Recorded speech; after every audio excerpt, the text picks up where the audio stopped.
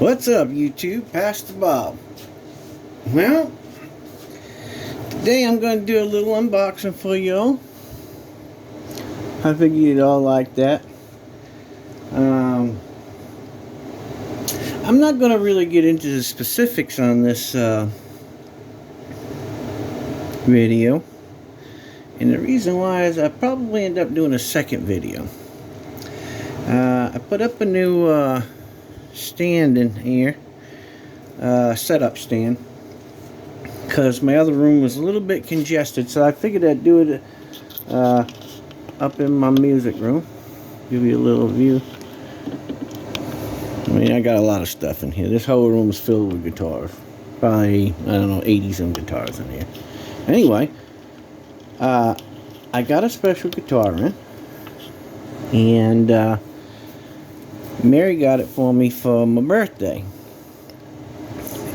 So everybody knows I like Squier guitars. Now, some people might say, well, Pastor Bob, you build guitars. You've been doing it for years. Well, yeah, but that doesn't mean that, you know, I don't like the craftsmanship of other builders.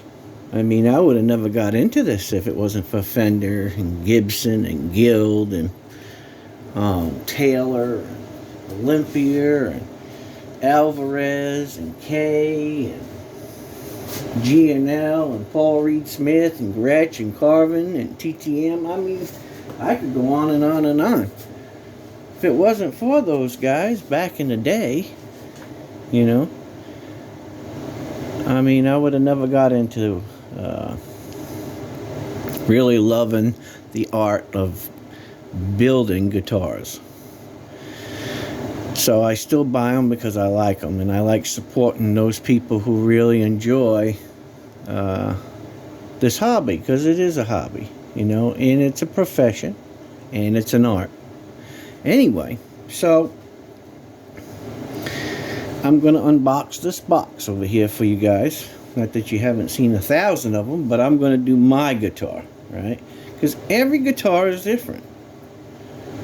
Some people might not agree. I think the only guitar that I've ever really seen that I'd have to say was pretty close all the time would be Paul Reed Smith. Paul Reed Smith makes a pretty close guitar every time. So anyway, I'm going to do a unboxing of this guitar. I got a really super good deal on it. I usually buy all my stuff from ZZ Sound, but unfortunately, there is no way that they could beat the deal that Musician's Friend gave me. They gave me a super good deal. They're pretty good guys. I've been doing business with them and Guitar Center for many years. Back and forth, you know.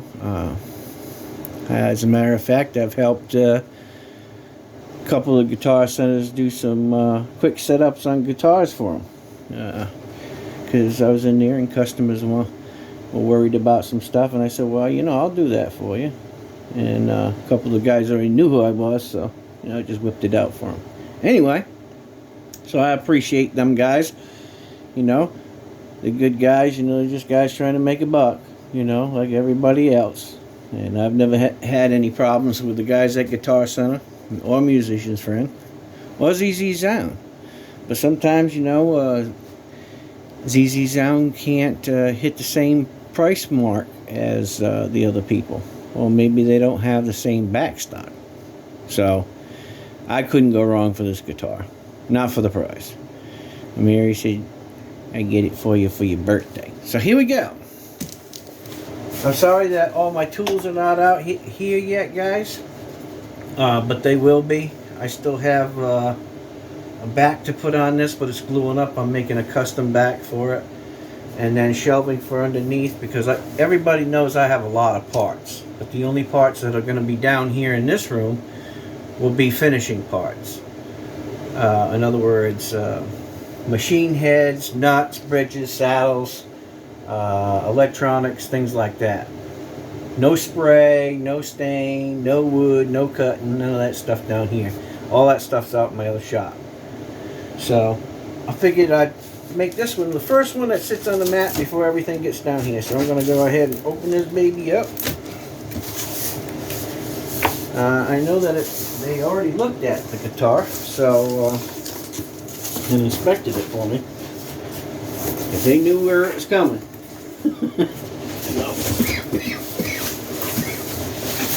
We'll burn up, burn on the bench. Oh yeah, they did a nice job. You know what? I'll tell you what, they've come a long way with their box over the years. Holy cow. Oh, I like that. I like the way that box looks. Let me show you that. That box slid right out of there. Pretty neat, huh? That's what it is. That's pretty good stuff.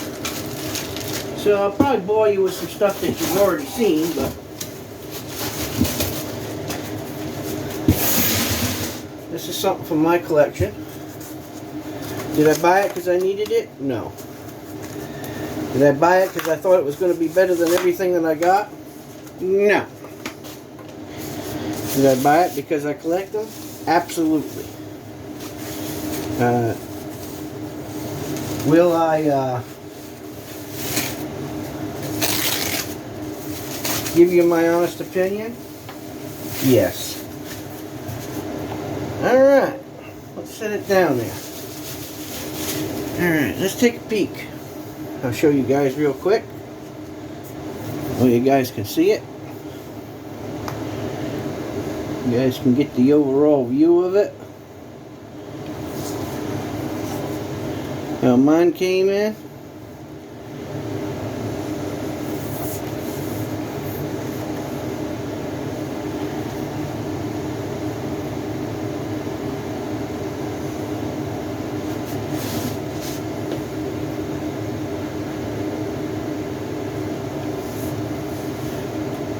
Got a little flame on the side of that.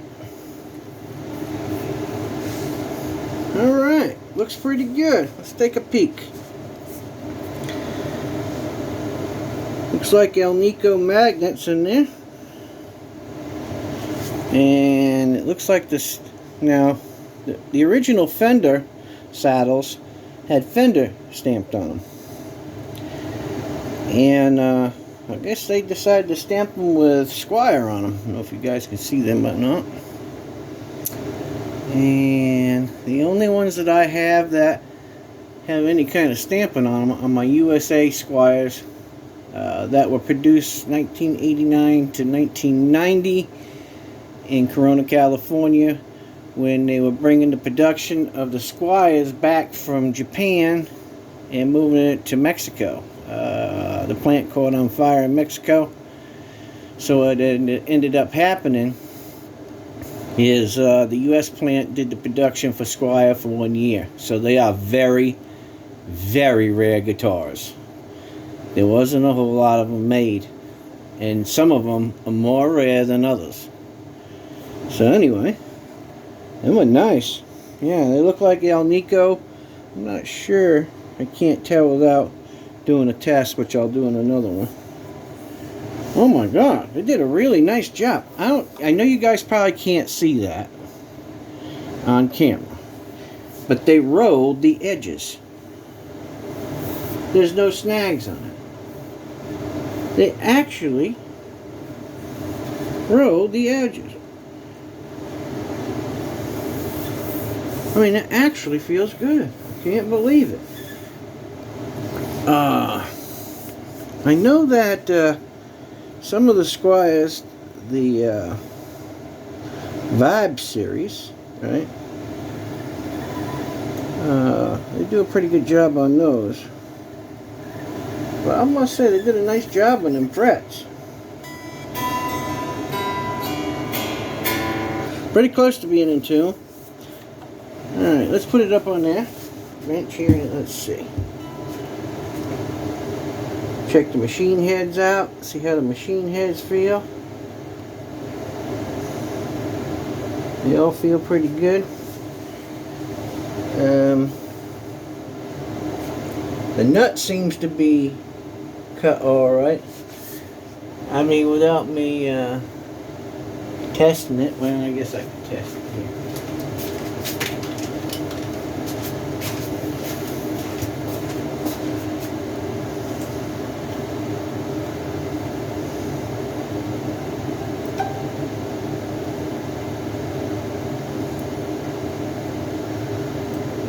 She slides into there pretty good. She's a little...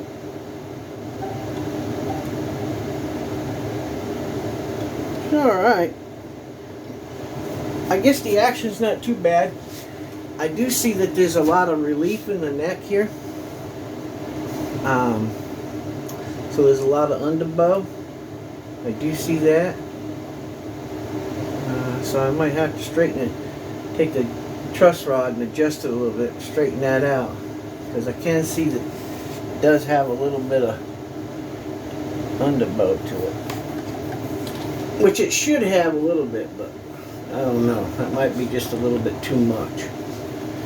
Otherwise, the fit and finish looks pretty good. Nice satin finish. Neck pocket looked like it was cut by a machine because ain't no human cutting it like that. You can always tell. Yeah, that looks good.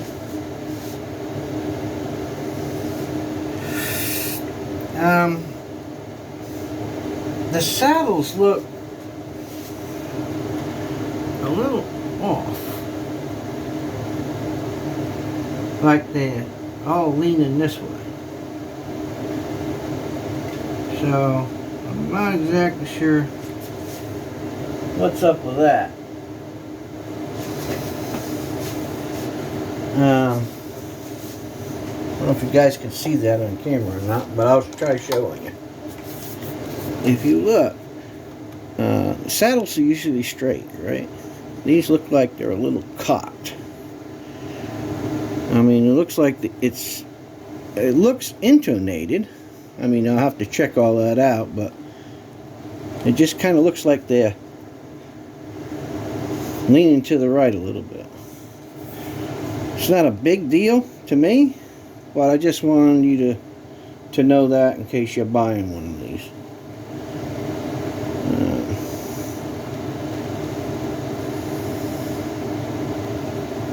Looks like it's got some aging done to it of some sort. Anyway, let's put it back down here, take a peek. The frets look good. They seem semi-polished. I don't feel any grittiness to them. Got dot inlays. Standard strat length.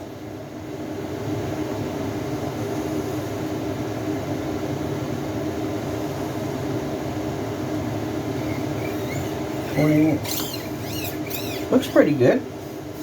Yeah, that saddle, them saddles look kind of weird to me. Let's see. Tone knobs feel really good. Volume switch feels alright. Highway blade feels okay. Flip her over.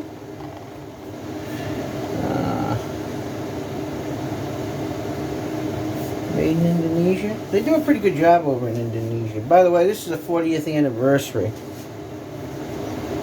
And this is a vintage look. So they do some aging to them. They have Clusen style machine heads on there. The neck seems nice. They did a nice job. I mean, overall, I don't see any issues except I know that I'm going to intonate it, you know. I'm glad I don't have to do them frets. Because, I mean, I don't know how many frets I've had to do on Squiers. And you get a lot of that sprouting, you know. Generally, it has to do with the climate, you know. When it gets dry, man, and then it gets humid, especially being on the East Coast, you really got to stay on top of your game when it comes to guitars. Let's see the pickup height. Pickups look alright. Look like they're at about the right height. So overall, it looks pretty good, fit and finish. The screws look good, don't look marred up. Looks like it has anodized aluminum pick guard on it. Yeah, it looks okay. I don't see anything really wrong with it. Don't look like there's going to be much that I'm going to have to do, to be honest. Which is, hey, I'm not complaining. Anyway. Yeah, what's wrong with that? The one thing that I always do, though, is... oh, I guess they did that aging to the neck plate, too. I'm surprised there ain't something I have to do. Are those Diodario strings? I sure feel... Are those Diodarios? I'll be darned. They got Diodario strings on them, too. I guess I ain't going to have to do much. Except maybe intonate it. Because most of the time out of the box, these are not intonated. They'll be somewhere in the ballpark, but they won't be, you know, where I like it. Figure out the saddle. Get them saddles straightened out. And then I always take and put deoxit on my pots. No matter whether I need it or not, I always do it because that way I know I did it. I don't know if that's a graphite or plastic nut. It might be plastic. It kind of feels plasticky. I don't know. I have to check the spec sheet out on that. Otherwise, it's a pretty nice guitar. Now, we call this the vintage look, right? So let's look. Let's pull out a vintage early 90s. Let's see, which one do we want to pull out? Alright, we'll pull out this Squier 2. We'll take this one and we'll set it aside and we'll pull out the Squier 2. Now here's a vintage Squier.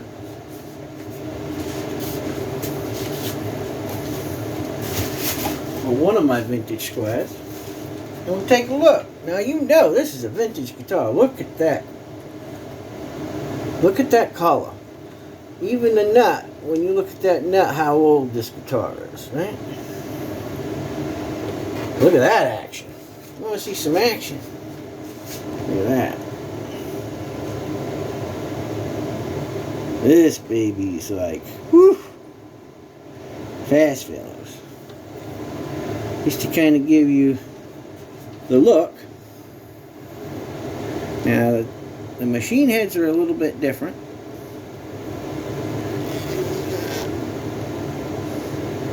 But this is a vintage Squier. Give you another view from this point. You can see it.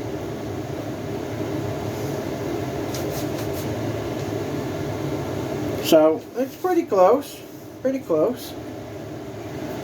The colors on that one is satin and this one here is gloss, but it looks okay. It's alright. So let me take you out of here for a moment. So I'll put it down there in the box. But overall, it's not a bad guitar. I'll have to do my little fixie-doos to it, and then I'll do another video of me just plunking so you guys can hear it plunk. No, I'm not trying to drag it on and do another video. It's just I got other things to do tonight, so I just wanted to do a quick 20-minute video or so and let you all know. And as you can see, I'm not just a guy buying a Squier guitar that don't know about Squiers.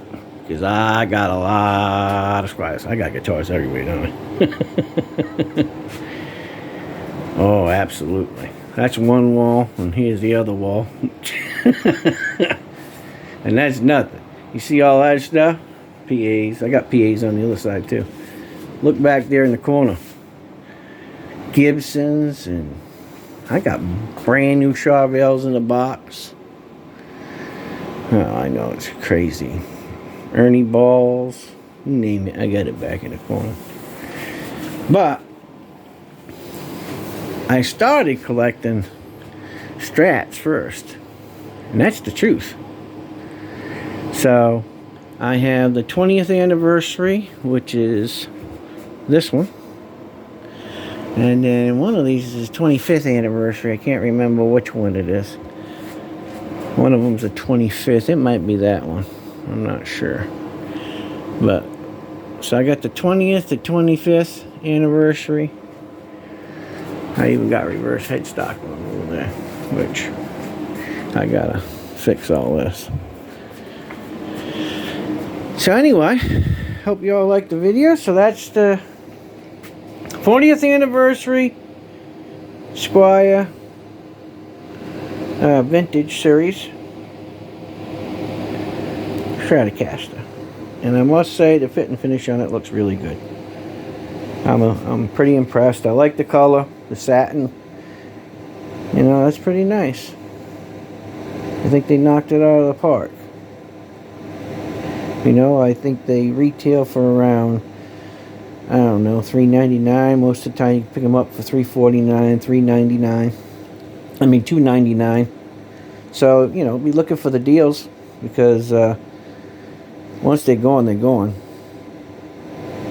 And then they only made so many of them, really. And they got different colors. They got this vintage color, which is a dark two-tone sunburst. And then they have, I believe, a surf green. And I know they'd have a red, because red is their signature. And I don't know, they got a couple of different colors. So, and they have tellies too. So, and I think they might have some Jagmasters. You'll have to look. Not sure. But anyway, my guitar came in alright. I'm pretty impressed, actually. I mean, the frets impressed me the most. And I'll tell you why. Because I live on the East Coast where it's humid. And it can be dry and humid and dry and humid. And generally you'll get that fret sprout. But this one came in pretty good. So, that's it. That's my review. Hope you all enjoyed it. Take care. God bless. This is Pastor Bob. And I'm out of here, sir.